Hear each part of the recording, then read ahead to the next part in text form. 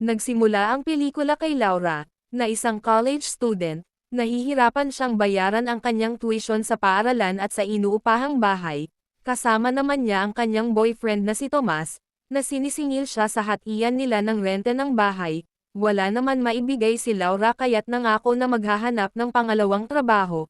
Hinalikan na lang ni Tomas si Laura na humantong sa sibakan nila, ngunit hindi natapos dahil bigla na lang nawalan ng kuryente. Nang nalaman ni Tomas na hindi pala nakabayad ng kuryente si Laura ay nagalit ito na natulog na lang. Hindi naman makatulog si Laura, na naghanap kaagad siya ng ekstrang trabaho. Nakita niya ang isang ad na sexual na trabaho na malaki ang binabayad, agad siyang nag-message na tinatanggap niya ang alok ng mga kliyente. Kinabukasan, agad na naglinis ng kanyang katawan si Laura, na nagpaalam na sa kanyang boyfriend. Nagkita na sa isang hotel ang unang kliyente niya na si Joe, pumasok na ang dalawa sa kwarto na halatang kinakabahan si Laura. Binigyan ng sulat si Laura na pinapabasa sa kanya, sa sulat ay nandoon ang kailangan gawin niya na inuutos ni Joe, agad tinanggal ni Laura ang mga damit ayon sa sulat, naligo na rin siya, at sa paglabas niya ay nakahiga na si Joe na walang damit.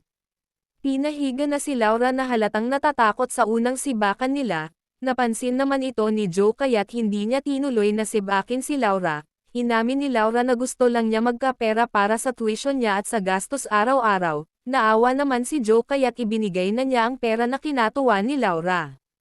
Sa paaralan nakabayad na si Laura sa mga gastos, kaya't naghanap ulit ng kliyente na malaki magbayad. Sa sumunod na gabi, nagkita na sila sa bagong kliyente niya. Nasa kotse lang sila nang sinimulan siyang hawakan sa kanyang pribadong katawan. Nagulat si Laura dahil agresibo ang lalaki. Sinimulan siyang sibakin, na wala nang nagawa si Laura kundi tiisin ang ginagawa ng kliyente sa kanya. Natapos na rin siyang sibakin na kaagad binayaran si Laura na iniwan sa parking lot. Sa apartment dumating na si Tomas na kaagad niyakap ni Laura. Naiiyak si Laura dahil sa ginawa ng kliyente sa kanya na agresibong magsibakan. Inamin niya kay Tomas na nagpasibak para lang makabayad sa apartment nila. Hindi naman naniwala si Tomas sa kanya. Hindi na makatiis si Laura kaya't sinabihan niya si Tomas na makipaghiwalay na siya.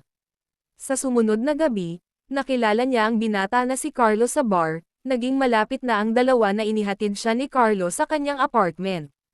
Kinabukasan, naging kasambahay naman si Laura sa mayamang kliyente na pinasuot ng uniforme na sexy. Habang paakyat na siya ay dali-daling sumilip ang kliyente sa baba upang makita ang kanyang tahong sa maiksi niyang suot na uniforme. Paalis na si Laura nang niyaya siya ng kliyente na tumira sa bahay ng libre, na meron siyang sariling kwarto, na ang kapalit ay sibakan ng 3 beses sa isang buwan. Hindi muna tinanggap ni Laura ang alok ng kliyente dahil pag-iisipan pa niya ito. Sa sumunod na araw, kailangan ni Laura ng laptop. Tiningnan niya ang kanyang ipon kung kasya ba ito. Ngunit may nakalaan na sa inipon niya, kaya tinawagan niya si Joe, na kung magpasibak ba siya ulit kapalit ng bagong laptop. Kinabukasan, nagkita ulit sila ni Joe, binigay ni Joe ang susi ng kwarto na pinapauna siyang pumasok, naghubad na ng damit si Laura na pumasok na rin si Joe na pinakita ang laptop, natuwa naman si Laura sa laptop, pinakita ni Joe ang isang video, kung saan marahas na pinasukan ng malaking bagay ang tahong ng babae sa video. Gusto ni Joe na gayahin nila ang nasa video. Hindi niya sisibakan si Laura, kundi paglalaroan niya lang si Laura gamit ang kanyang mga malaking laruan na parang talong. Tinalian na niya si Laura at kinuha ang kanyang mga gamit. Nagulat naman si Laura sa laki ng gamit na ilalagay sa kanya. Nagpupumiglas si Laura nang pinasok na ni Joe ang laruan na talong. Dahil sa sakit pinilit ni Laura na makawala. Nagulat si Joe sa ginawa ni Laura. Kaagad naman pumunta sa banyo si Laura at nagsuot ng kanyang damit. Binuksan ni Joe ang pinto, na sinabihan si Laura na may 1 oras pa sila na sibakan. Inamin naman ni Laura na kaarawan niya na may pupuntahan pa siya. Bago umalis, kinuha ni Laura ang laptop na kaagad lumabas sa kwarto. Hinabol naman siya ni Joe na binigyan ng pera. Agad na umuwi sa apartment si Laura na binayaran ang may-ari ng apartment, at tinawagan si Carlo na pumunta sa kanyang apartment. Inamin niya kay Carlo na nagpapasibak siya para lang magkapera. Tinanggap naman siya ni Carlo at ang dalawa ay nagsimulang magsibakan na hindi ko na ipapakita dahil bawal ito. Nakalipas ang ilang araw, marami ng kliyente si Laura, Ngunit may isang kliyente na kulang ang binayad, nagsumbong siya kay Carlo na sinabihan siya na tanggapin muna ang bayad bago magpasibak para hindi siya maluko. Sa sumunod na araw, nagpapabayad muna siya sa kliyente, bago magpasibak para maiwasan ang kulang na bayad sa kanya na kinatawanan niya. Nag-date naman sila Carlo sa mamahaling restaurant, ngunit may tumawag na kliyente niya na gustong sibakin siya, tinanggihan niya ito ngunit tumawag pa rin ulit. Naiinis naman si Carlo kaya't siya na ang nakipag-usap sa kliyente, na sinabihan na huwag nang tumawag pa kay Laura, inis naman na umalis si Carlo. Sa sumunod na araw, nagkita sina Joe at Laura sa hotel, nag-uusap lang ang dalawa tungkol sa trabaho ni Joe, matapos na makipagkita ni Laura kay Joe, agad siyang nilapitan ni Carlo na nagseselos kay Joe dahil suki na niya ito, nagalit naman si Laura dahil sinusundan siya, inamin niya na nag-uusap lang sila ni Joe na walang nangyari sa kanila. Hindi naman naniniwala si Carlo sa kanya, nangako naman si Laura na hindi na siya magpapakita kay Joe, sinabihan niya si Carlo na mahal siya, at huwag nang magselos kay Joe, dinala niya sa eskinita si Carlo at kinain ang kanyang talong, naganahan naman si Carlo ngunit pinatigil rin, at inamin kay Laura na makipaghiwalay na siya dahil ayaw na niyang makita si Laura na nagpapasibak sa mga matatanda, pinigilan naman siya ni Laura na huwag siyang iwanan, pero ayaw na talaga ni Carlo. Sa sumunod na araw, nag-usap sina Joe at Laura, inamin niya na titigil na siya at lilipat na sa Paris.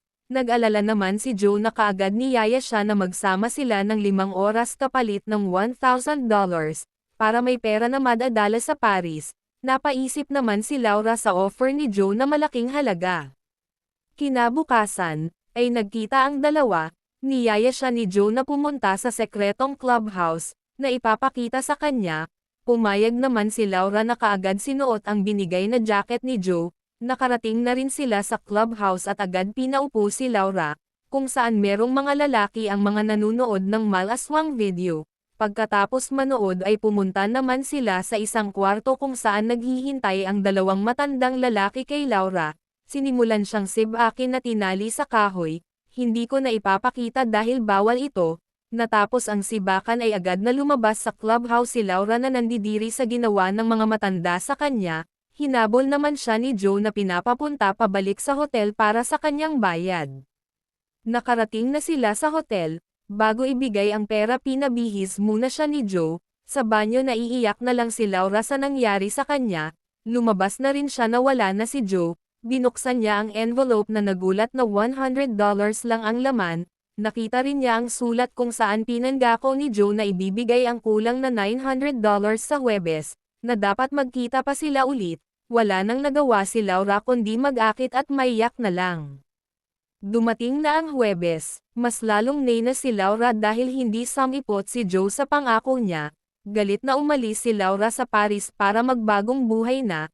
Habang nakasakay sa tren, tumawag na si Joe na humingi ng tawad sa hindi pagsipot sa kanilang usapan. Inamin ni Joe na nagkasakit siya at medyo nakakahalata na ang kanyang asawa na may sinisibak siyang babae, kaya't hindi muna siya magpaparamdam. Mas lalong naiinis si Laura na pinaglalaroan lang siya ni Joe, nawalan na siya ng pag-asa na maibibigay pa ni Joe ang $900 na kulang sa kanya. Kapagkarating niya sa Paris, agad siyang naghanap ng trabaho. Habang nagpapahinga nag-text si Joe na mabuti na ang kanyang kalagayan, na pwede na silang magkita. Hindi ito pinansin ni Laura ngunit panay ang text ni Joe na dagdagan niya ang pera basta't magkita lang sila. Tumawag si Joe na naiirita si Laura, sumigaw siya na layuan na siya. May lalaki naman na dumaan na nagulat sa sigaw ni Laura. Sa sumunod na araw, naging waitress na si Laura sa bar, habang patuloy pa rin siya sa kanyang pag-aaral. Malaki ang suporta ng kanyang amo at mga kasamahan sa trabaho, na sa huli ay nakapasa siya sa kanyang exam na hindi na kailangan pang magpasibak sa mga lalaki para may pambayad sa paaralan at apartment. Dahil sa sweldo niya sa trabaho sa bar, nakakuha na rin siya ng apartment at patuloy pa rin sa pag-aaral. At dyan nagtatapos ang ating pelikula. Maraming salamat po sa panonood. Huwag kalimutang mag-subscribe para malaman ang susunod kong upload dito sa Taco Recap.